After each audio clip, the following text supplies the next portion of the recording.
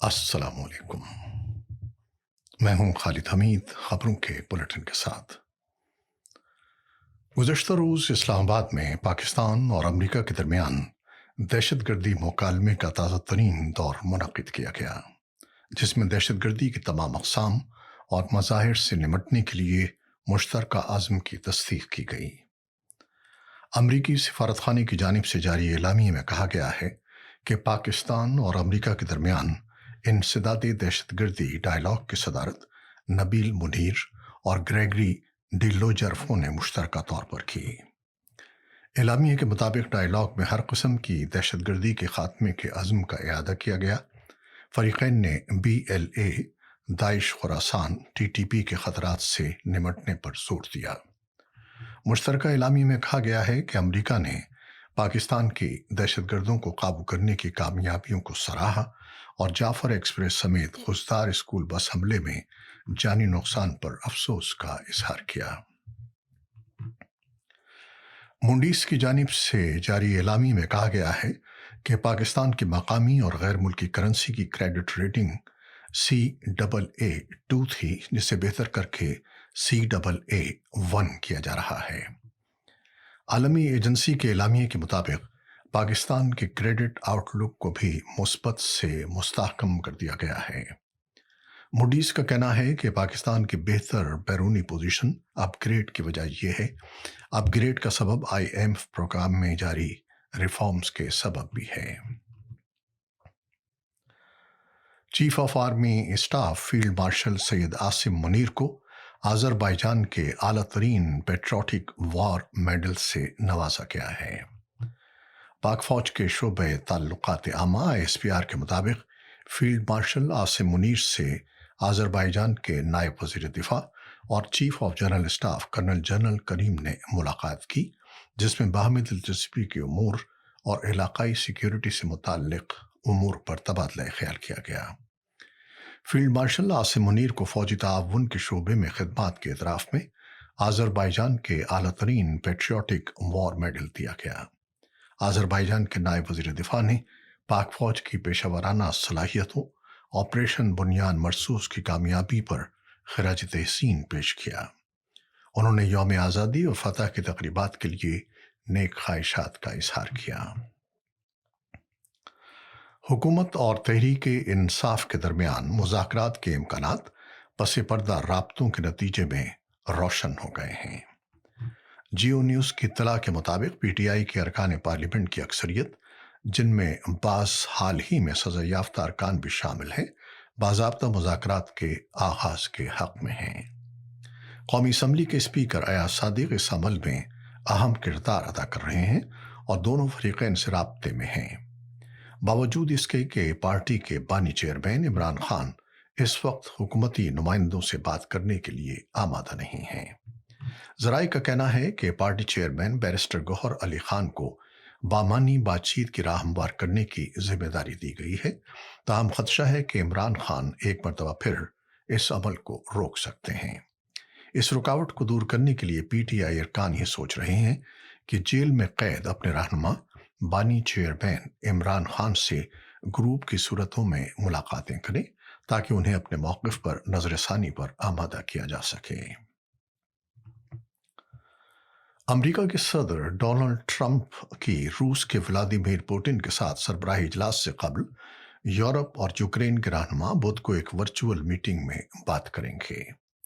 Trump ने गुज़श्ता हफ्ते सन 2021 के बाद पहली बार अमरीकी रूस सरबराही इजलास से इत्तेफाक किया था।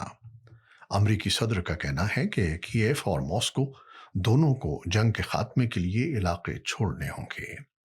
रूसी फौजी पहले ही यूक्रेन के तकरीबन 5वें हिस्से पर काबिज हो चुके हैं।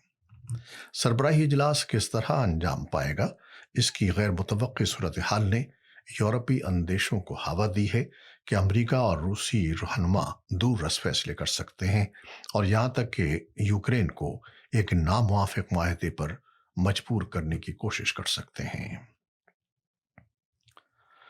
गजा पर इस्राएली फौज की जानिब से हमले रुकने का नाम नहीं ले रहे। ताज़ा हमलों में मजीद 89 फ़लस्तीनी शहीद हो गए हैं।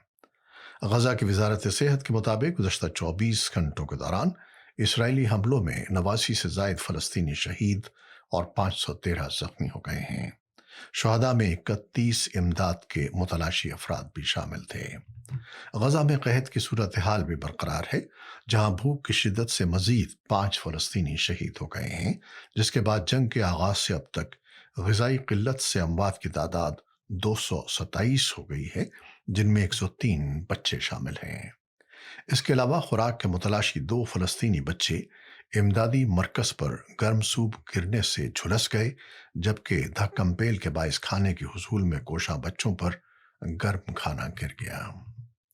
دوسری جانب فلسطین کی مزاحمتی تنظیم اسلامی جہاد کے عسکری ونگ القدس بریگیڈز نے دعویٰ کیا ہے کہ اس نے خان یونس میں ایک اسرائیلی فوجی گاڑی کو تباہ کر دیا ہے۔ القدس بریگیڈز نے بتایا کہ فورسز نے اکتبیہ علاقے میں اسرائیلی دراندازی کے دوران ایک ہائی ایکسپلوسیو ڈیوائس سے اس گاڑی کو نشانہ بنایا۔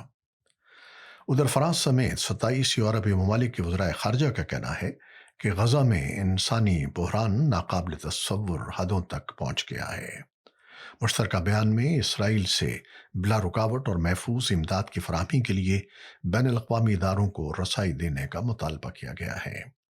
فلسطینی ہلال احمر سوسائٹی اور طبی ذرائع نے کہا کہ اسرائیلی فورسز نے صبح سے غزہ میں کم از کم 24 فلسطینیوں کو ہلاک کر دیا، جن میں 5 بچے اور 5 امداد کے متلاشی شامل تھے۔ اسرائیل کی جانب سے غزہ میں الجزیرہ کے 4 صحافیوں اور 2 فری لانسرز کی ٹارگٹ کلنگ کے خلاف دنیا بھر میں مظاہروں کا سلسلہ بھی جاری ہے۔ حماس کا وفد جنگ بندی کے معاہدے پر مزید بات چیت کے لیے مصر پہنچ گیا ہے۔ ادھر اسرائیل غزہ سے فلسطینیوں کو زبردستی مشرقی افریقی ملک منتقل کرنے کے بارے میں جنوبی سوڈان کے ساتھ بات چیت کر رہا ہے۔ یہ تجویز غزہ سے فلسطینیوں کو بے گھر کرنے کی اسرائیلی کوششوں کا حصہ ہے۔ انسانی حقوق کے گروپوں نے خبردار کیا ہے کہ یہ اقدام زبردستی بے دخلی اور نسلی صفائی کے مترادف ہوگا اور بین الاقوامی قانون کی خلاف ورزی ہوگی۔ منتقلی کے منصوبے کے ناقدین کو خدشہ ہے کہ فلسطینیوں کو کبھی بھی غزہ واپس جانے کی اجازت نہیں دی جائے گی، اور یہ کہ بڑے پیمانے پر بے دخلی اسرائیل کے لیے انکلیو پر قبضے اور وہاں اسرائیلی بستیوں کو دوبارہ قائم کرنے کی راہ ہموار کر سکتی ہے۔ جنوبی سوڈان سن 2011 میں آزادی کے فوراً بعد شروع ہونے والی خانہ جنگی سے نکلنے کے لیے جدوجہد کر رہا ہے، جس میں تقریباً 4 لاکھ افراد ہلاک ہوئے تھے اور ملک کے کچھ حصوں کو قحط کا سامنا کرنا پڑا تھا۔ یہ پہلے ہی پڑوسی ممالک میں تنازعات سے متاثرہ پناہ گزینوں کی ایک بڑی آبادی کی میزبانی کر رہا ہے۔ جموں و کشمیر لبریشن فرنٹ JKLF نے منگل کو اپنے جیل میں بند چیئرمین محمد یاسین ملک کی رہائش گاہ پر تحقیقاتی ایجنسی کے چھاپے کی مذمت کی، جس کے دوران ان کی والدہ اور بہن کو ہراساں کیا گیا ہے۔ ایک بیان میں JKLF کے ترجمان محمد رفیق ڈار نے کہا کہ سری نگر کی تحقیقاتی ایجنسی SIA کو کئی دہائیوں پرانے فرضی مقدمات کو دوبارہ کھولنے کا کام سونپا گیا ہے اور نئی دہلی سے بھارت مخالف رہنماؤں کو نشانہ بنا کر اپنے کشمیر مخالف ایجنڈے کو آگے بڑھانے کے لیے استعمال کر رہا ہے۔ انہوں نے کہا کہ SIA کی تشکیل سے ظاہر ہوتا ہے کہ بھارت نے تحریک آزادی کو کچلنے کے لیے جارحانہ حکمت عملی کا سہارا لیا ہے۔ JKLF نے یاسین ملک کے ساتھ ہندوستان کے غیر انسانی سلوک کو اجاگر کرنے کے لیے اندرون اور بیرون ملک مہم تیز کرنے کا عزم کیا ہے۔ یورپی ممالک برطانیہ، فرانس اور جرمنی نے ایران کے ایٹمی پروگرام پر سخت انتباہ کے ساتھ اقوام متحدہ کو خط لکھا ہے اور دوبارہ پابندیوں کا عندیہ دیا ہے۔ خبر رساں ادارے AFP کے مطابق برطانیہ، فرانس اور جرمنی نے اقوام متحدہ کو ایک خط لکھا ہے، جس میں بتایا گیا ہے کہ اگر اگست کے آخر تک کوئی سفارتی حل نہ نکلا تو وہ ایران کے ایٹمی پروگرام کے حوالے سے اقوام متحدہ کی پابندیاں دوبارہ عائد کرنے کے لیے تیار ہیں۔ اقوام متحدہ کے سیکرٹری جنرل اینٹونیو گتریس اور سلامتی کونسل کو بھیجے گئے خط میں تینوں یورپی طاقتوں نے کہا کہ وہ تمام سفارتی وسائل استعمال کرنے کے لیے پرعزم ہیں تاکہ ایران ہتھیار بنانے والا ایٹمی پروگرام نہ تیار کرے۔ इस माहिदे के तहत जो अक्टूबर में ख़त्म हो रहा है, माहिदे के किसी भी फरीक को पाबंदियां दोबारा बहाल करने का हक हासिल है। तीनों ममालिक ने ईरान को अक़वाम मुत्तहिदा के एटमी निगरानी इदारे बैनुल-अक़वामी एटमी तवानाई एजेंसी के साथ ताउन मुअत्तल करने पर इंतबाहात जारी किए हैं। जुड़वां शहरों रावलपिंडी और इस्लामाबाद में बुध और जुमेरात को यौम हक और यौम आज़ादी की याद मनाने के लिए तैयारियां जारी हैं। सड़कों, इमारतों और दीगर अवामी मकामात को त्यौहार के मौके पर सजाया गया है। इस्लामाबाद में सिटी मैनेजर्स ने मंगल को मार्के हक तकरीब और यौम आज़ादी की तकरीबात से कबल इंतजामात का जायजा लिया। इस अज़्म का इजहार किया गया कि तमाम सरगर्मियां बावकार तरीके से मुनक़िद की जाएंगी। कैपिटल डेवलपमेंट अथॉरिटी CDA के चेयरमैन मोहम्मद अली रंधावा ने इंतजामात का जायजा लेने के लिए सिविल बॉडी के हेडक्वार्टर में इजलास की सदारत की।